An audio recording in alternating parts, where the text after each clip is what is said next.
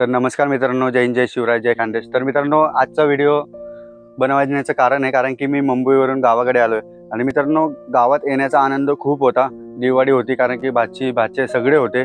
But मी जेव्हा शेतात जाण्याचा विचार केला आणि जेव्हा मी शेतात आलो ना, सगळा दिवाळीचा आनंद माझा पूर्ण मित्रांनो. तर का माहिती आहे? तर मित्रांनो, शेतात येऊन एवढं वाईट वाटतंय ना. अरे, आपला बाप दिवस रात्र मेहनत करून 1-1.5 वर्ष शेतामध्ये मेहनत राबून वगैरे एवढं लहानाचं मोठं केळी करतो आणि त्या केळीलाच भाव भेटत नाही.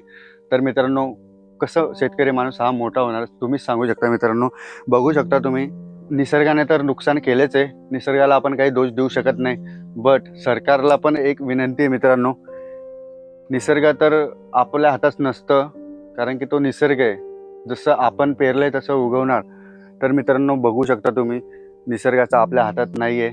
बट सरकारला एवढं समजायला पाहिजे की एवढा 1-1.5 वर्ष केळीला लागतं मित्रांनो. दिवस रात्र आपला बाप मेहनत करतो आणि त्याच केळीला जर भाव भेटत नाही तर शेतकरी कसा मोठा होणार मित्रांनो?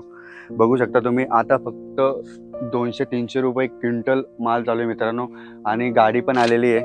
नॉर्मल केळी निघली आहे. 80-100 झाडं निघले आहे आणि फक्त 200-300 रुपये क्विंटलने आमचा माल गेलेला आहे. तर मित्रांनो, तेवढा तर आमचा खर्च पण नाही निघत.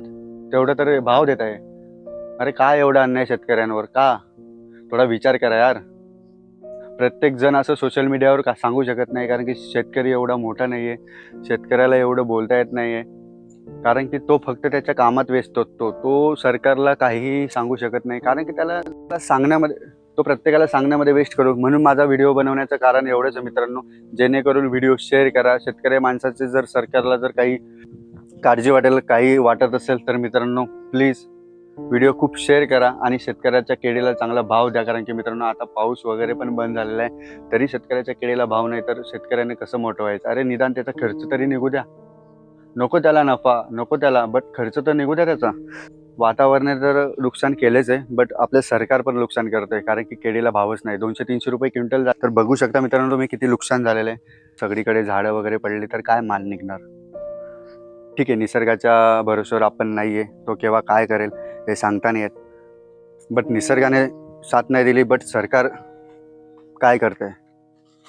अरे, तुमच्या आशेवर सगळं.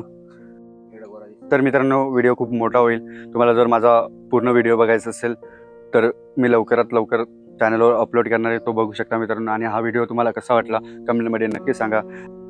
तुमचं मत नक्की सांगा, नक्की कमेंट करा. इथंच थांबतो मित्रांनो. जय हिंद, जय शिवराय, जय खानदेश.